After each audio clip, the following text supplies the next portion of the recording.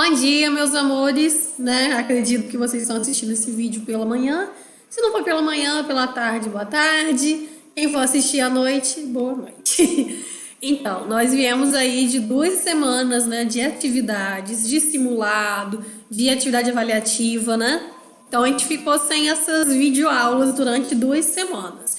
E aí, se a gente for olhar o nosso livro, faltam as aulas 14, 15, 16, 17 e 18, tá? As aulas 14 e 15 a gente vai ver hoje, tá? Então a gente vai ver essa semana. E ela fala sobre as fronteiras marítimas do Brasil. E eu agrupei as aulas 16, 17 e 18 porque elas falam sobre fuso horário. Então não faria muito sentido eu quebrar essas aulas, tá? Então a gente tem mais 2 aulas para encerrar o nosso conteúdo do primeiro bimestre, dessa semana e da semana que vem. Ah, então, professora, vai acabar o primeiro bimestre essa semana que vem? Não sei, né? Ah, então a gente vai fazer o quê, já que o conteúdo vai acabar? A gente vai começar a trabalhar com atividades de revisão, tá? Então, aquilo que vocês estão tendo mais dúvida, pela atividade avaliativa, eu vi que muitos de vocês confundiram a questão de orientação, então a gente pode voltar nisso, tá? Que são as partes que vocês tiveram mais dificuldade. Então, a princípio, esse é o nosso planejamento, tá bom? Então, a gente vai dar continuidade ao nosso conteúdo. Lembrando que a gente está trabalhando com fronteiras, né?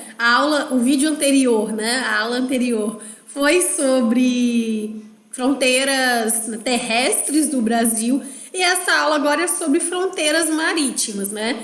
Então, peguem o livro de vocês para acompanhar, né? Para não ficar perdido. O livro texto é o capítulo 5, páginas de 42 a 49. Então, ó, esse livro texto aqui foi onde eu me baseei com o conteúdo de vocês, tá? Não tirei nada da internet, tirei tudo do livro, até para vocês se basearem, né, com o estudo aqui do livro. E no caderno 1, que é o caderno que a gente usa em sala de aula, que é o que tem a capa do leão, eu acho, né? É isso mesmo. E a gente tá na página 393 a 396, tá? Como vocês já sabem, eu costumo passar a atividade, né? Corrigindo a atividade do caderno 1 no vídeo. E as TM vocês fazem em casa e me enviam, tá? Então, vamos começar a ver sobre as fronteiras marítimas do Brasil, né? Então, primeira coisa que a gente tem que entender é como é que é formado o litoral brasileiro, né? O litoral brasileiro, ele vai se iniciar lá no extremo, no setorial da costa do Amapá. Depois eu vou mostrar no mapa, tá? No ponto pelo Cabo Orange, junto à foz do rio Oiapoque, tá? Eu sempre lembro da foz do Oiapoque quando o pessoal fala, eu vou do Oiapoque a Chuí, como se fossem os 2 pontos extremos do Brasil, né? O Oiapoque fica lá no extremo setentrional do Amapá, extremo norte, e o Chuí fica no extremo sul. Então, quando a gente usa essa palavra, né? Do Oiapoque ao Chuí, quer falar que é muito longe, quer dizer que você está indo nos 2 extremos do Brasil, tá? Então, o litoral brasileiro, ele começa ali na costa do Amapá, tá? Marcado pelo Cabo Orange. É orange mesmo, tá, gente? Não é laranja, não. Não é porque eu quis botar em inglês moderna, não, tá? É orange mesmo. Junto à foz do rio Oiapoque, tá? Apresenta em linha reta uma longa extensão de 1.367 quilômetros e que aumenta para 9.198 quilômetros se considerarmos todas as saliências e retrâncias que contém. Que saliências são essas, né? É a questão do próprio relevo no oceano, tá? A gente não, vamos dizer, embaixo do mar não tem só areia como a gente está acostumado a sentir quando a gente vai tomar um banho de praia, né? Tem relevos, tem formações diferentes e que faz com que o litoral aumente a sua extensão, tá? E aí, como que isso é medido? Na fronteira brasileira, né, terrestre, a gente viu que ela é baseada normalmente por algum ponto físico, né? Pode ser uma montanha, pode ser um rio, pode ser um riacho, pode ser uma vegetação. E a partir daquele ponto, a gente determina até onde vai a fronteira. E no litoral brasileiro, o que vai determinar, né? Até onde vai, até onde pertence o litoral brasileiro ou até onde não é mais do Brasil? O que vai determinar isso? Já pararam para pensar? A gente não tem nenhuma linha no meio do mar que dá para separar, né? A gente também não tem nenhum ponto assim físico, como uma montanha no meio do mar, para poder separar. Então, essa separação, essa fronteira marítima, ela é feita a partir do mar territorial, tá? E a gente vai entender isso mais pra frente, que aí vai ter a definição bonitinha. Então, o litoral brasileiro, ele termina no extremo meridional do país, local onde está situado o Arroio Chuí, então um pequeno riacho que faz a divisa entre o Brasil e o Uruguai. Então, foi o que eu falei, do Oiapoque ao Chuí. É do extremo norte ao extremo sul, são os pontos mais altos em questão, né, mais distantes um do outro no próprio litoral brasileiro. Por isso que eu falei. Então, aqui vem o mapa bonitinho, né, sobre a fronteira terrestre e marítima. Então, como eu falei, a fronteira terrestre, ela é determinada por elementos físicos, né? Já a fronteira marítima, ela é baseada no mar territorial. E aí eu vou dizer como que é feito esse mar territorial. Como que eu determino o que é o mar territorial brasileiro, o que não é o mar territorial brasileiro, tá? Esse mar territorial é a área onde, por um acordo internacional, o país ele tem direito, né, àquele território. Então se chama-se mar territorial. É como se fosse território, né, em questão de terra, mas como é água, a gente não pode falar território, então a gente fala mar. Se vocês observarem no mapa, né, o Arroio Chuí ali no extremo sul e lá em cima no Amapá, o Cabo Orange, que é onde está junto, né, com o rio Oiapoque. Essa distância aí, ó, de 7.367 quilômetros, essa imagem tá no livro-texto de vocês, tá? Então não retirei de lá. Essa distância ela é só apenas uma extensão de norte a sul. A gente não tá vendo ainda a extensão pro lado leste, né? Pro lado do Oceano Atlântico. A gente tá falando só de questão de extensão de comprimento, tá? Vamos ver agora como que é essa extensão em questão na lateral, vamos dizer, de profundidade dessa fronteira marítima.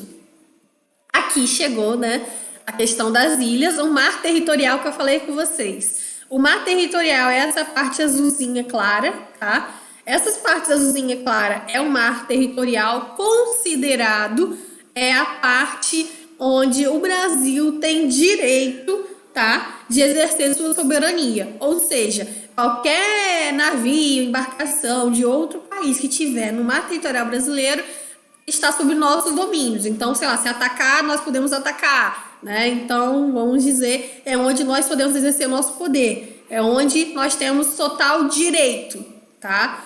E a parte das ilhas, reparem que elas também estão em azul clarinho, como se fizesse parte do mar territorial também, que são as ilhas de São Pedro e São Paulo, tá? Ilhas de Fernando de Noronha e Atol das Rocas, e a Trindade em Martim Vaz. Essas ilhas pertencem ao Brasil devido à proximidade que elas têm com o Brasil. Elas são mais próximas do Brasil do que da Europa ou da África. Então, devido ao critério proximidade, essas ilhas pertencem ao Brasil, tá? A zona econômica exclusiva é a área onde o Brasil atua também, tá? Ele não exerce seu poder soberano, mas são áreas econômicas pertencentes a ele, tá? Pertence ao nosso território. É como se fosse uma cidade ou um país ligado, uma cidade ou um estado ligado ao nosso país. Então, as ilhas pertencem ao Brasil, assim como São Paulo, Rio de Janeiro, Minas, pertencem ao Brasil. É como se fosse um estado, tá? Só que, na verdade, as ilhas, elas não são estado. Elas fazem parte de um estado.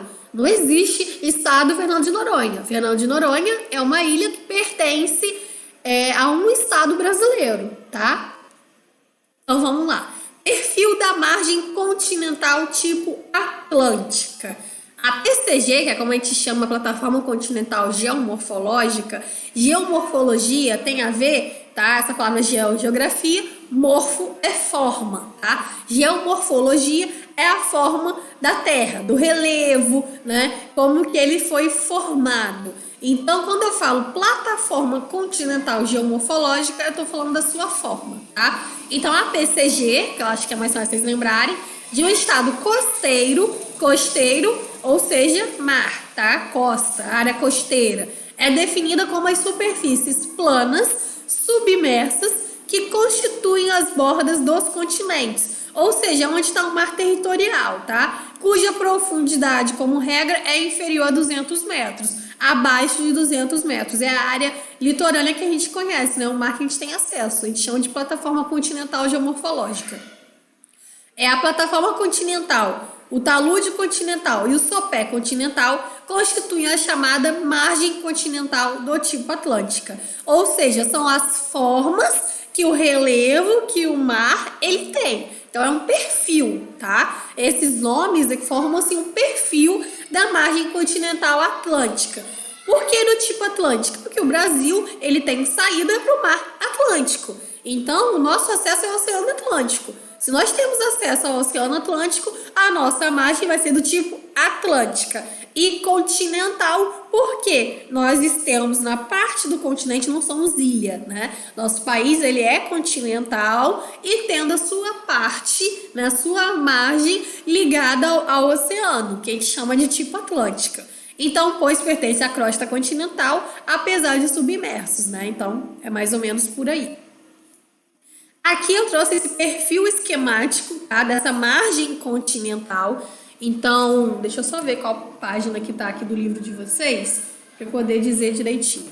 Tá na página do livro texto mesmo, tá? Eu tirei tudo isso do livro texto de vocês. O que não tiver no livro texto tá no livro que a gente usa em sala de aula, aquele livro de exercício, tá?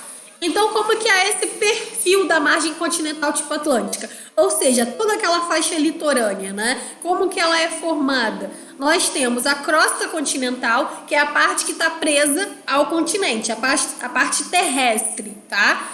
A plataforma continental, o talude continental, né?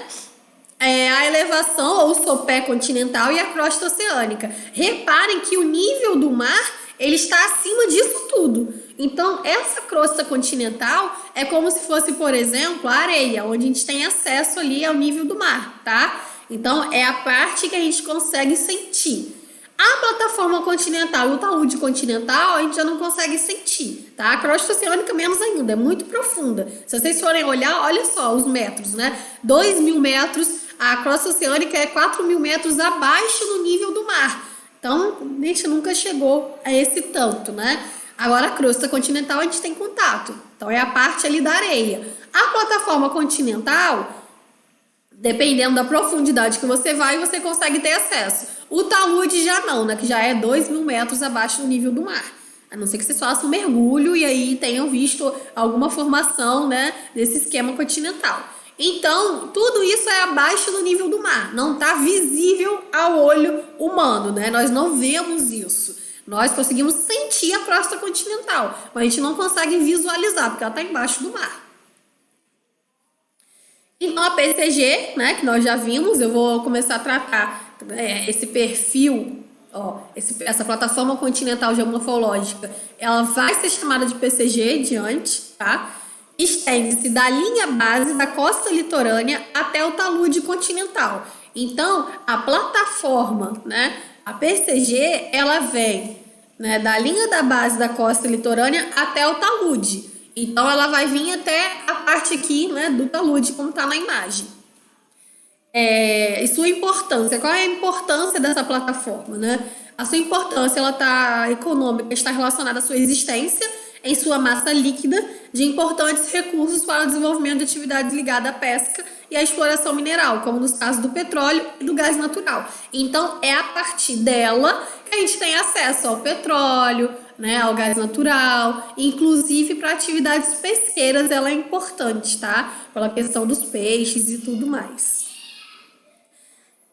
Vamos ver agora as unidades espaciais de jurisdição dos estudos costeiros. Jurisdição, já lembra de lei, né? Para quem quer ser advogado, isso é importante. Então, nós vamos começar a trabalhar com o que está na lei, tá? O que está escrito em documento oficial, na Constituição brasileira, né? Sobre a questão dos estudos costeiros, marítimos.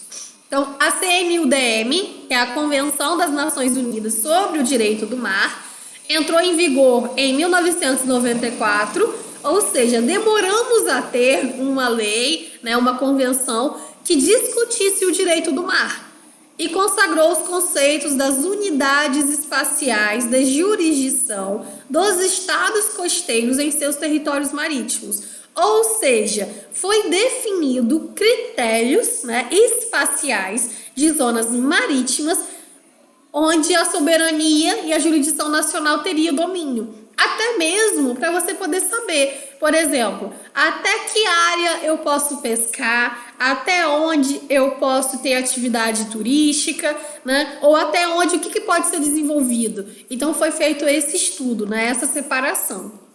E aí, entre essas unidades espaciais, foram categorizadas 4 unidades. O mar territorial, que eu já expliquei para vocês, a zona contígua, a zona econômica exclusiva e a plataforma continental jurídica, tá?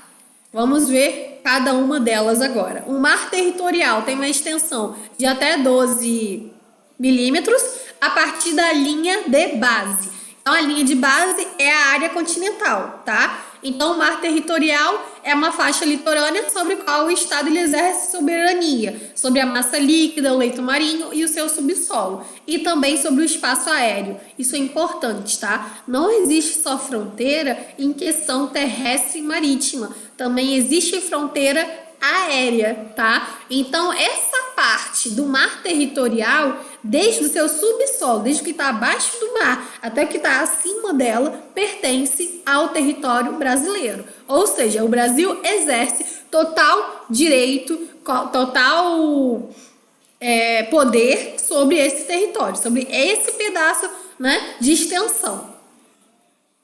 A zona contígua já é a extensão de 24 milímetros a partir da linha de base, tá? Então, ó, aqui é 12, a zona contígua é o dobro, né?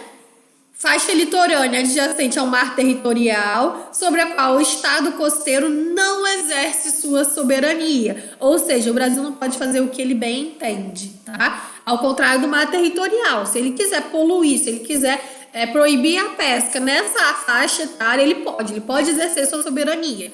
Ao contrário da zona contígua, tá? Nessa zona contígua, o Estado ele pode, né, tem direitos de fiscalização e repressão no que tange a lei aduaneira, fiscal, sanitária ou de imigração, mas ele não exerce sua soberania. Por exemplo, encontrou um migrante fugindo da Síria, passando pela sua zona contígua brasileira. A Marinha Brasileira viu. Eles vão decidir o que vai fazer, vai mandar de volta. Não, eles podem fiscalizar, né, e repreender, mas eles não podem tornar-se soberanos. Eles têm que entrar em contato com a Síria, né, com outros estados, porque aquela área ali é uma zona contígua. Então não é o que ele quer, é o que ele decidir fazer que vai ser feito. A zona econômica exclusiva tem a extensão de até 200 milímetros, né, a partir da linha de base, ou seja, é aquela parte onde inclui as ilhas, né? Essa faixa litorânea com os estados costeiros têm direito de exploração dos recursos naturais, vivos ou não, existentes na água, no fundo do mar ou no subsolo, inclusive para pesquisa científica, tá? Ou seja, é o que acontece na ilha de Fernando de Noronha, né? Ali há uma exploração, há uma preservação e há um estudo muito forte brasileiro, tanto que tem instituto da questão da marinha, das tartarugas, né? Então é uma ilha, né, que é feita principalmente a pesquisa científica. Então nós temos um exemplo aí de uma zona econômica exclusiva. A plataforma continental jurídica, a extensão já é maior, né, a partir da linha da base, 350. E essa faixa litorânea, ela se estende até os limites da margem continental, sobre o qual o Estado costeiro exerce o direito de exploração dos recursos naturais existentes no seu leito e subsolo. Ou seja, a plataforma continental jurídica é o que vai do Oiapoque ao Chuí, tá? São os extremos, norte e sul, vamos dizer assim.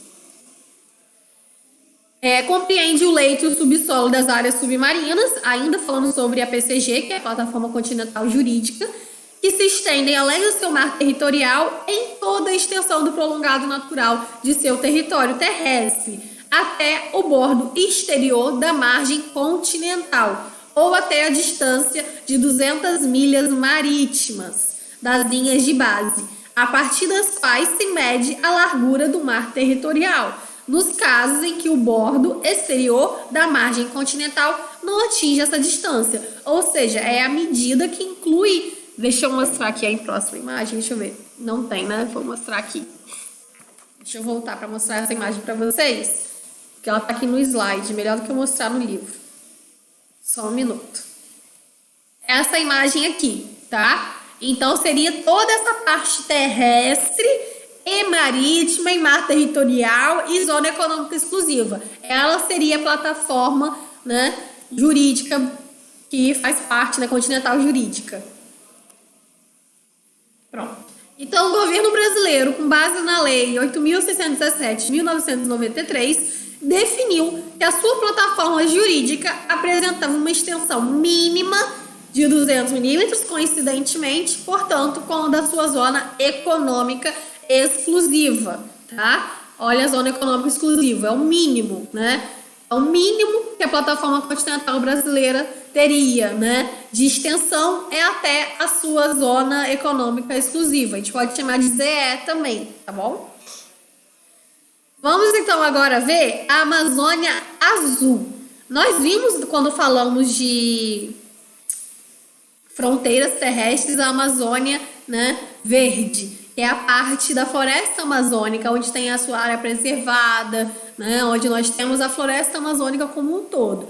A Amazônia Azul, ela justamente leva esse nome devido à sua extensão ser bem semelhante com a da Amazônia Verde. Ou seja, são áreas pleiteadas pelo Brasil, além dos limites, né, da zona econômica exclusiva, mais as áreas ocupadas pelo mar territorial, zona contígua, zona econômica exclusiva. Então, a Amazônia Azul, ela é toda a parte, né, onde tem mar territorial, zona contígua e a ZE, tá bom? Então, ela é uma parte muito extensa. Como a parte litorânea do Brasil também é extensa, igual a parte vegetativa da floresta amazônica, decidiram se chamar de Amazônia Azul, tá? Então, a única justificativa por se chamar Amazônia Azul é por causa da sua extensão. Não é porque surge na Amazônia, porque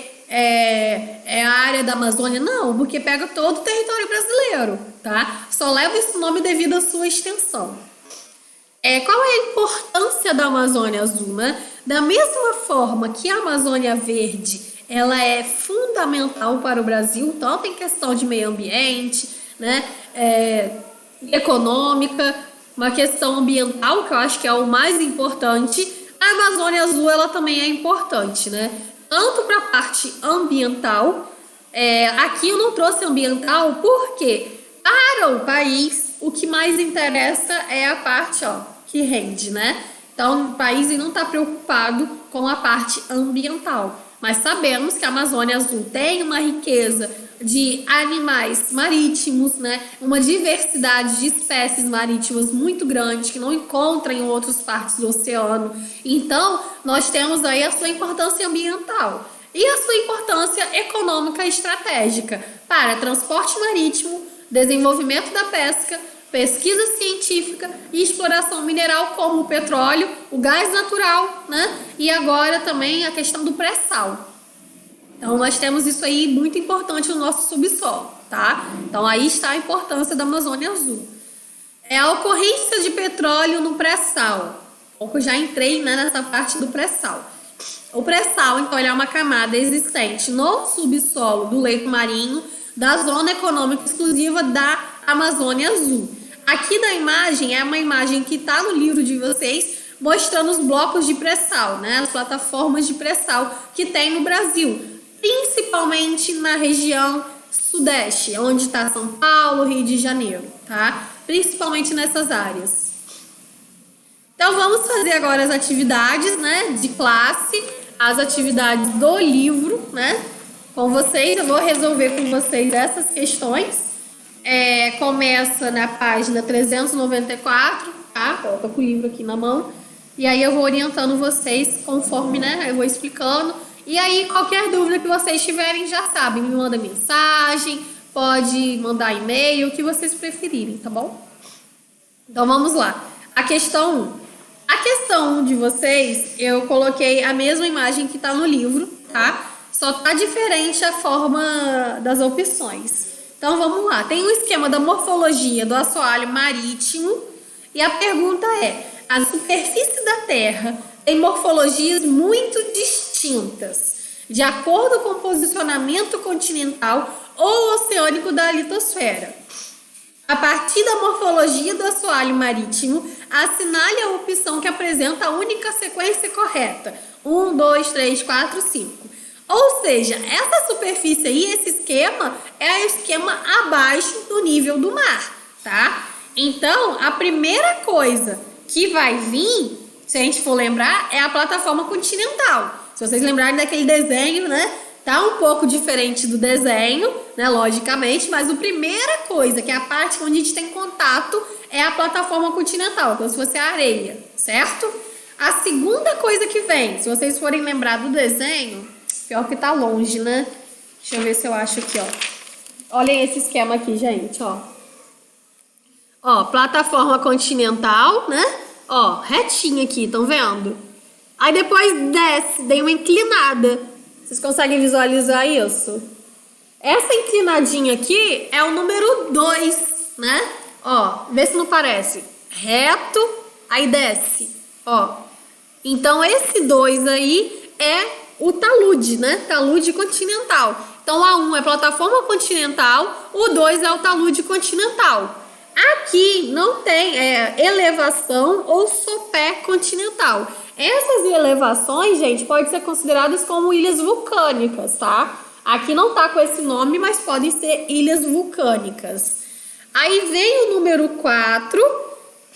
Se a gente for olhar, o número 4 não está aqui, tá? Ela é uma dorsal, ela não tá aqui, não tá nesse desenho, não necessariamente nesse desenho, né?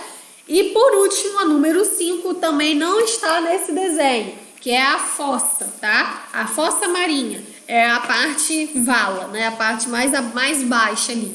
Então, nós temos aí o esquema dessa morfologia. Só pela número 1, né, vamos dizer, e 2, vocês já conseguem marcar a resposta correta. Concordam comigo?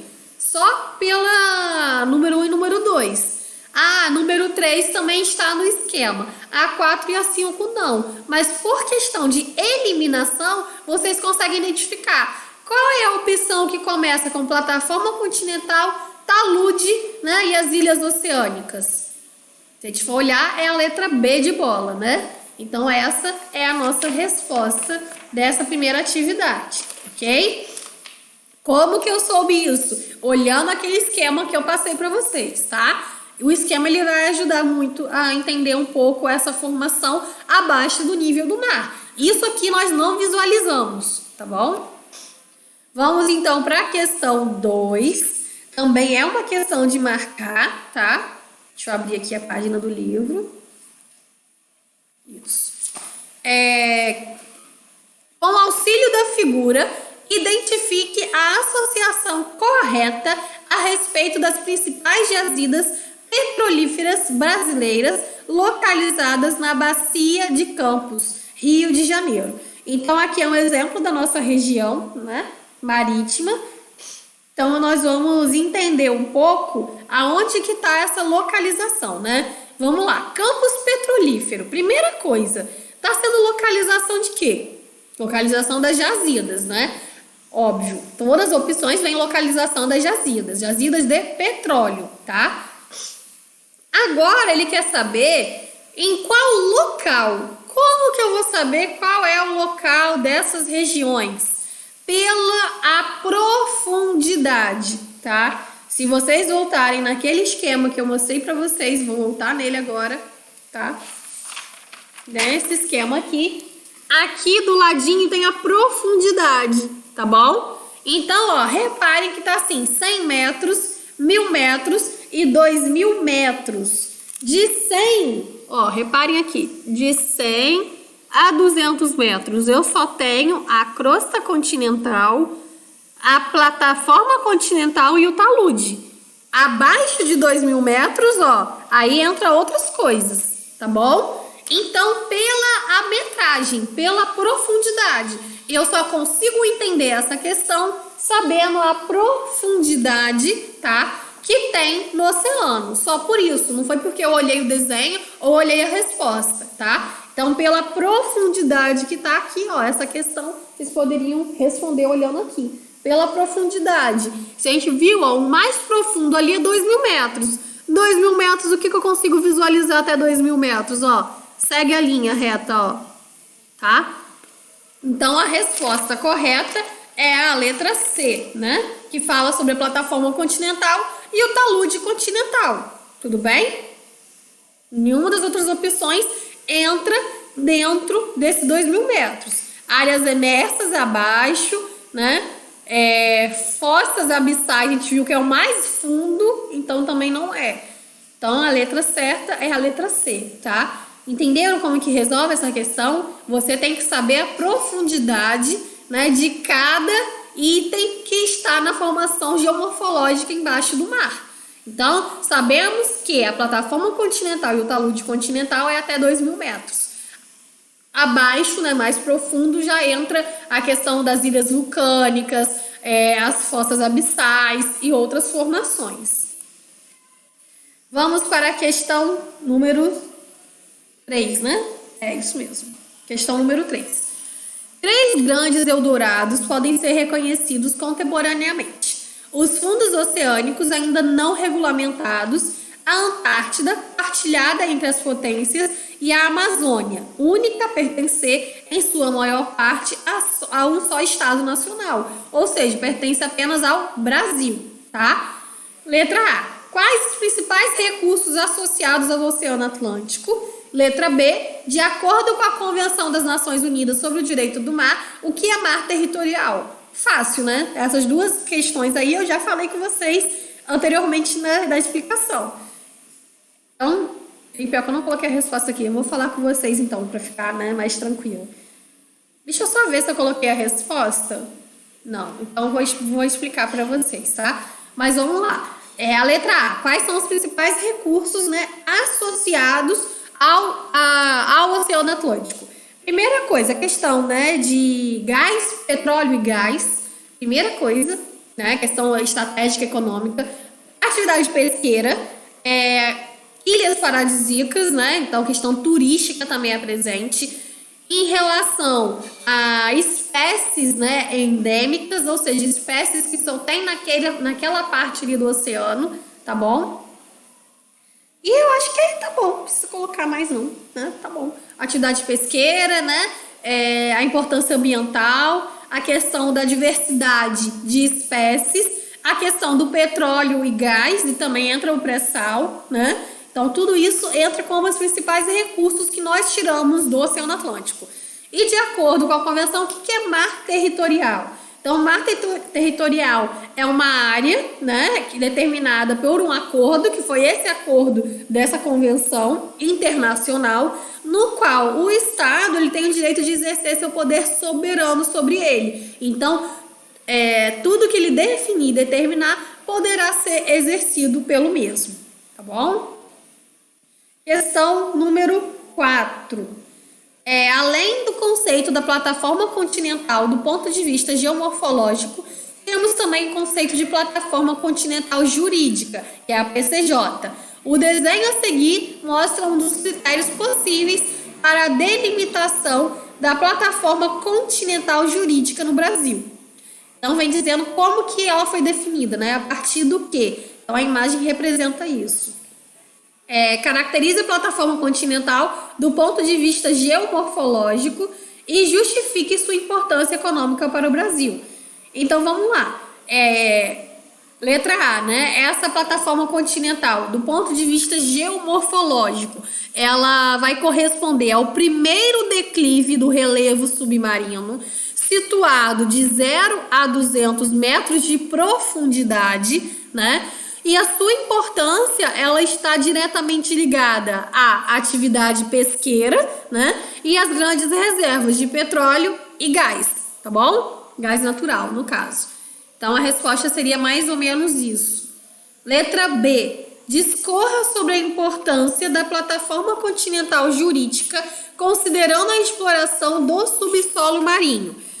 O prolongado da plataforma continental jurídica brasileira pleiteado junto à ONU, que expandiria de 200 para 350 metros de profundidade da costa, é de grande importância para o país, pois vai além de ampliar o seu domínio, né, sobre o recurso do subsolo e sobre as espécies marítimas, irá fazer com que aumente e amplie o nosso território marítimo, tá? Então, a sua importância está diretamente associada à quantidade de recursos oceânicos e marítimos que a gente poderia ter.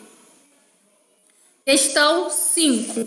O mapa representa a Amazônia Azul, uma área de aproximadamente 4,5 milhões de quilômetros quadrados, traçada ao longo do litoral brasileiro. Essa imagem eu já mostrei ela para vocês, né? E aí, a questão quer saber, né? Sobre a Amazônia Azul, podemos afirmar que... Então, qual dessas opções é a opção correta falando sobre a Amazônia Azul, tá? Então, se a gente for ver, na área da Amazônia Azul é onde o Brasil pode exercer sua soberania, né? E sua jurisdição, além de explorar os seus recursos naturais existentes, que é o caso de Fernando de Noronha, né, das ilhas.